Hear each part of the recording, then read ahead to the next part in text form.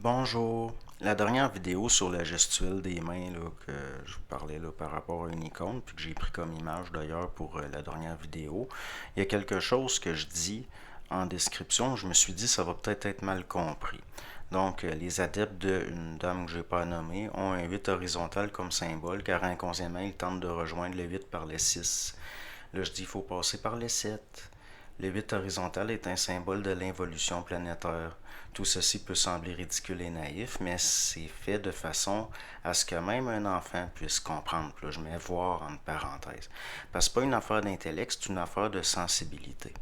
Donc, bon, le 8 horizontal, c'est horizontal, c'est un symbole kabbalistique, puis c'est lié à la polarité magnétique dans la matière. OK? Donc, pourquoi sur l'icône dont je parlais, les écritures qui sont tenues, c'est rouge la couverture? Ben, parce que c'est de ça qui est question. OK? Pourquoi il a été dit que la tunique du Christ avait été jouée au dé par les soldats romains? Si vous voulez représenter la matière, comme ça va être le 4. L'être humain incarné, c'est le 5. OK? Puis là, je veux dire, vous avez deux bras, deux jambes, une tête. Hein? Il y en a, il y a un autre morceau par rapport au 6, mais là, c'est pas de ça qu'on parle. Hein? Donc, bon, ça, c'est l'être humain incarné dans la matière. Vous pouvez passer du 5 pour aller dans les 8. Pourquoi il était dit, mais il faut passer par les 7? Pourquoi il était dit, vous en moi, puis moi dans le Père? C'est pas des affaires compliquées dans le fond, mais il faut reconnaître votre nature humaine. Faut pas chercher à immortaliser l'ego.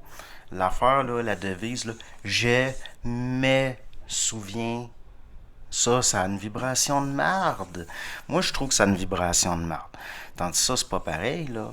Pourquoi, au niveau de la vascularité, on représente les artères soit rouges, soit bleues, ça dépend qu'est-ce qui monte, qu'est-ce qui descend. Donc, ça en est de la matière. Mais ça, c'est une autre affaire, là. Parce que ça, c'est un reflet de l'infinité dans la matière. Ça, c'est un reflet de la matière dans l'infinité, la transfiguration, si vous voulez. Donc, il y a de quoi qui est bon. OK? Donc, prenez l'affaire, là, les cycles dans les cycles, comme je parlais. Bon, le reniement de Saint-Pierre, c'est pas juste comme s'il dit en une journée, là, dans le sens que, prenez, pourquoi je dis, pour chercher à passer du 6 pour aller faire le 8, il faut passer par le 7, reconnaître qu'on est 5, passer par le 7. C'est quoi Pâques en anglais? C'est Passover, passer par-dessus, comme le sang d'agneau sur les linteaux de porte, qui fait que l'ange de la mort va épargner certains premiers-nés. L'affaire comme le reniement de Saint-Pierre, les cycles dans les cycles, c'est quoi là? Jusqu'où ça se reflète? Le premier reniement de Saint-Pierre, à mes yeux, si on regarde les cycles dans les cycles, c'est-à-dire dans le grand cycle, bon, le premier reniement de Saint-Pierre, ben, c'est l'église de Constantin qui était temporelle, politique, militaire. Le deuxième reniement, ben, c'est Vatican II. Puis le troisième reniement s'en vient. Hein? On va voir ça de notre vivant, probable.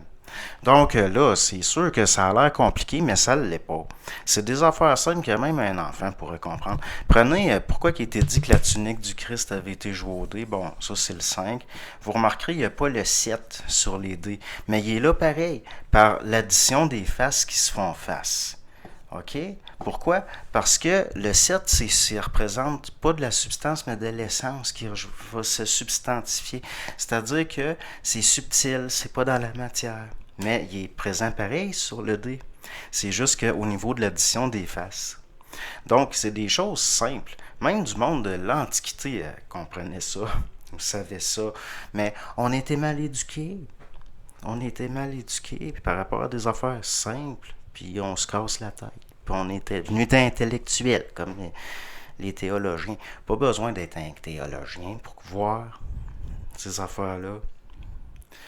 En tout cas, fait que bon, comme monsieur, madame Lanctot, bon, je l'ai nommé là, madame Lanctot, là, puis monsieur Glenn, pas besoin de les attaquer ou de les harceler. C'est des gens âgés, puis ils méritent un respect de base. Mais pour le fond, on n'est pas obligé, par contre. Hein? Parce que si on comprend le fond, mais là, c'est plus de la spiritualité, c'est plus de la religion, ça devient du concret. On voit le réel qu'il y a là-dedans. Bonne journée.